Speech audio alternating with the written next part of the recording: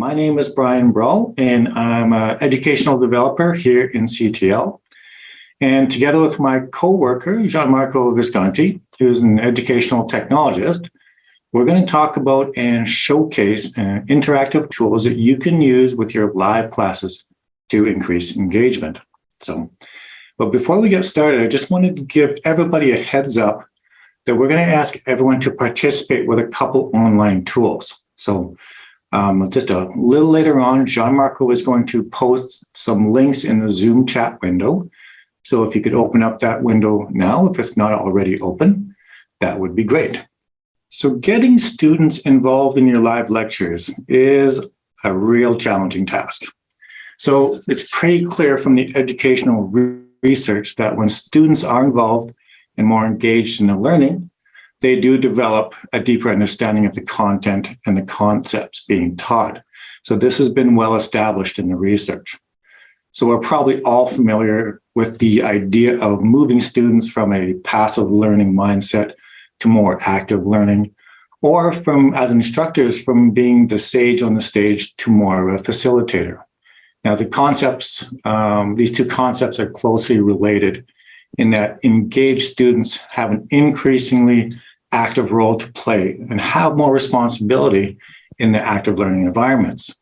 So how do we move towards a more active learning scenario in our classes, especially in large classes? And where does the use of technology fit into this? So when we're looking at the tools that we can use to integrate into our live teaching, we see an overwhelming number of options. And we may see them at a presentation or at a conference that we've been to. Maybe a colleague is using something different in their classroom. Or we'll get a ton of promotional emails into our inbox trying to sell us on the new tools coming out. So they're constantly arriving at our doorstep, which in itself sometimes can be overwhelming. But it is important to be aware of what's available for us to use.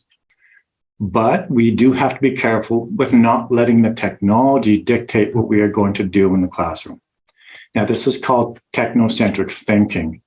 And it's a mindset where we put the technology first before the educational value. So you may have had this experience where you'll be introduced to a really cool tool and think this new thing is so innovative that I have to find a way to get this into my teaching practice. Now, unfortunately, this can be sometimes a dangerous path to go down, because sometimes it'll be the case of trying to fit a round peg into a square hole. It just doesn't fit with what you want to do in your class.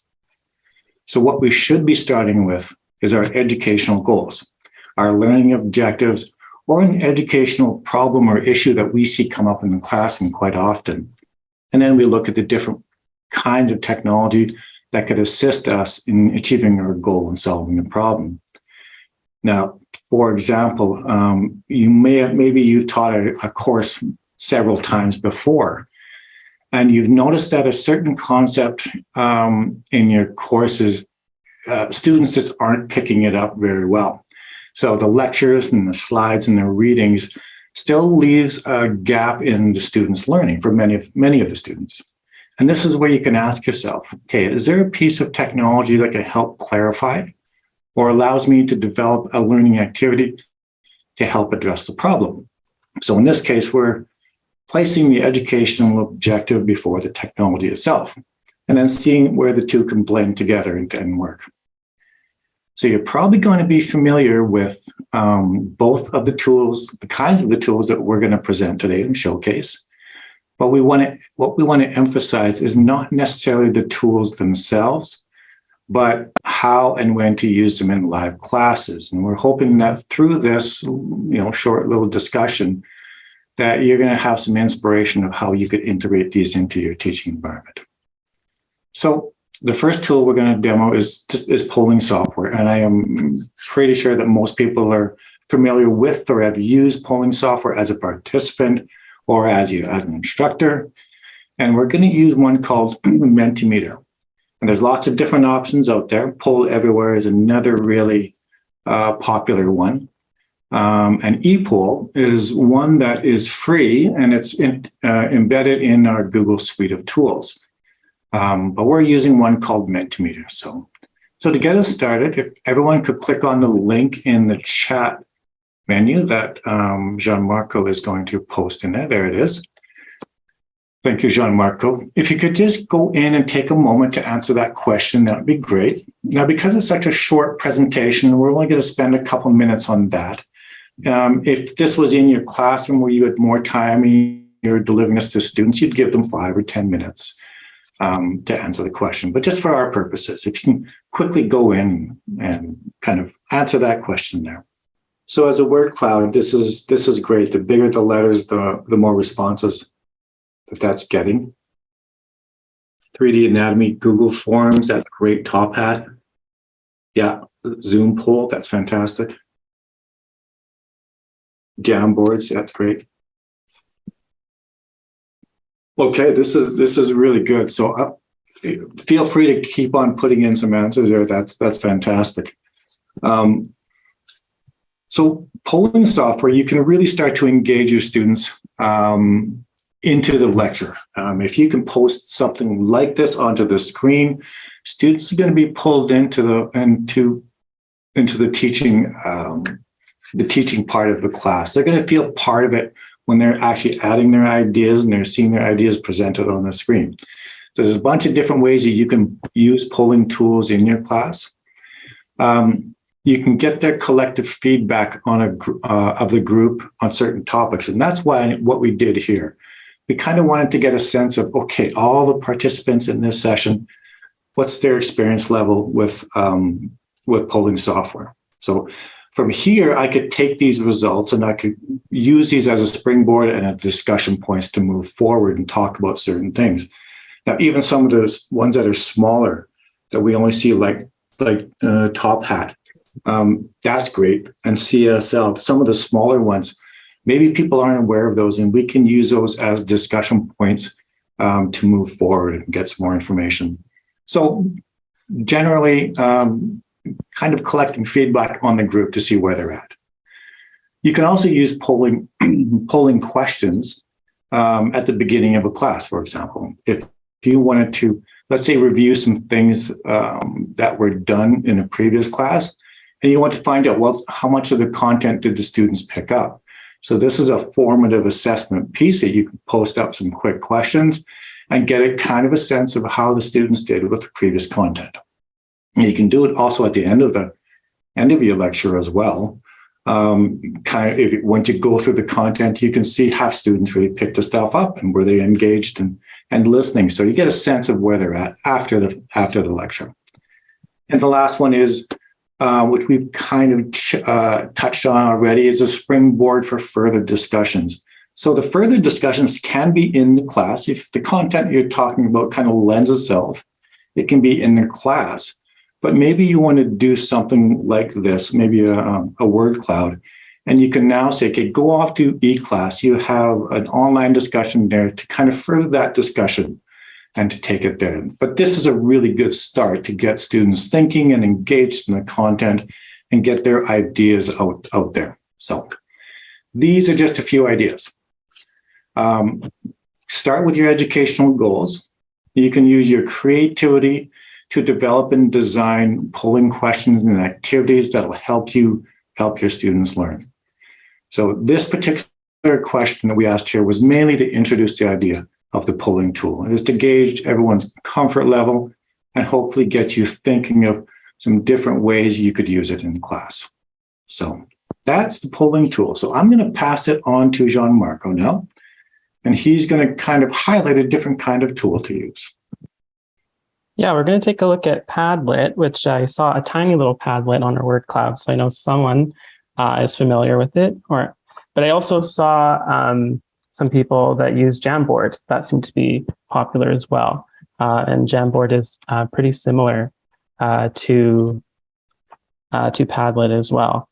So basically, we're hoping you could take a couple minutes here to reflect on what Bryan was saying about prioritizing educational value, to apply that to the two different tools we're looking at today, virtual whiteboards and polling. So we've already seen an example of polling. And Padlet is a virtual whiteboard. Same with Jamboard. And if you're unfamiliar with what a virtual whiteboard does or is, it's sort of an open-ended virtual space that's designed to allow groups to share ideas, respond to prompts, to have extended discussions. But you can also do things like create flowcharts or create timelines with your students. I was an urban planning student at one time, so we did a lot of mapping exercises, which were great for workshops. Through Padlet, you can put up a map and get people to drop pins and comment about a place. So that was always useful. So it's very adaptable to lots of different situations. But as I said, in contrast to polling software, virtual whiteboards tend to be good for extended conversations, even ones that exist outside of your class time. You can sort of have your Padlet be a space that is ongoing, and it organizes everything for you, and you can easily archive it after the fact. So I see some people answering the questions already. So basically, I'll just go through them. The first one is just what do you think the value is of using polling tools? I can see some great answers like quick glance at students' level and understanding. That's what we did with the word cloud. We wanted to get a temperature of what you're familiar with. What students want to learn. Yeah, that's a good one. You can sort of adjust your lesson in the moment if people are curious about things or plan for next time, and getting the class involved. Overcoming shyness. Yeah, that's a big one for me too. I don't really like speaking in class, but polling is a good way to feel like you're participating. Yeah, thank you for these questions, these answers. The next one is, what is the educational value of virtual whiteboards? So accessible to remote students who are at home, that's also great. Again, good for shyness, facilitating discussion that's lower pressure, multiple means of engagement, brainstorming ideas. I like just the big word engagement. I should have added another question to see what you guys think engagement means, because sometimes I feel like it means so many different things. And then the final question here, I just wanted us to take a step back and think about, maybe think a bit critically of these tools as well, so we don't fall into that technocentric thinking. What goals can't be achieved through these technologies? I think that's also important as well, because it's not going to fix everything for us or address every possible need in the classroom. And we want to make sure that we're using the technology in an intentional way. I wanted to talk about integration of technology. In general, what we've learned through the research on this topic is that collaborative technologies, interactive technologies are fantastic at turning the learning process into a social experience and giving students a more active presence in the classroom, especially for students who are joining virtually, as a lot of you pointed out on the Padlet. But it's also important to note that there's no magic bullets. The success of any educational technology depends on how we use it and how we design our activities. So, if used without clear intentions, it's also completely possible for it to feel like we're overloading our students with too many platforms. And I included this link, this quote here that I think gets that point across. There was an educator from the University of Toronto, I believe, who was interviewed by BBC about virtual learning, and they were saying that they try to minimize all that switching between Zoom and their slides and Canvas and Mural. Canvas and Mural are two other platforms like eClass, and another virtual whiteboard. Mural is another thing like Padlet, because they feel that can disengage students. And I think that's important too. We want to think about pacing and sequence.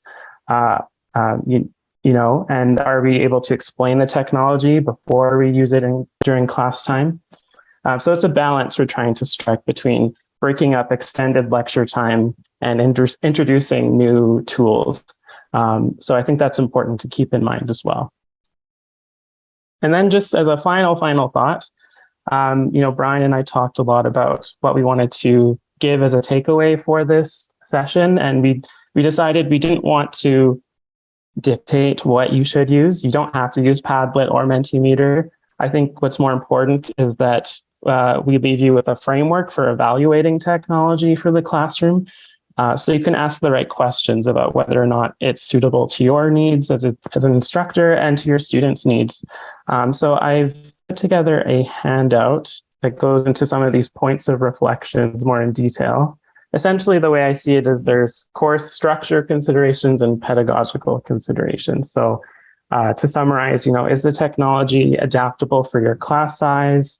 Will students be able to develop relevant skills to their field? Will it help you achieve your learning outcomes? Because that's really important. You have a syllabus you're trying to adhere to. And then for your teaching method, what devices do you have access to? What devices do your students have access to? Have you thought of good questions and activities beforehand, before you're using it in your class? Technology saturation. Do you already have lots of other tools going on? Do you need to replace them? Try something new out. And then the last two, I think, are really important. As I said, these technologies shift us towards a more student-centric approach, where you're not the sage on the stage, you're a facilitator. So that has to be part of your teaching method as well. At least for when you're using the technology. Do you want more peer learning in your class?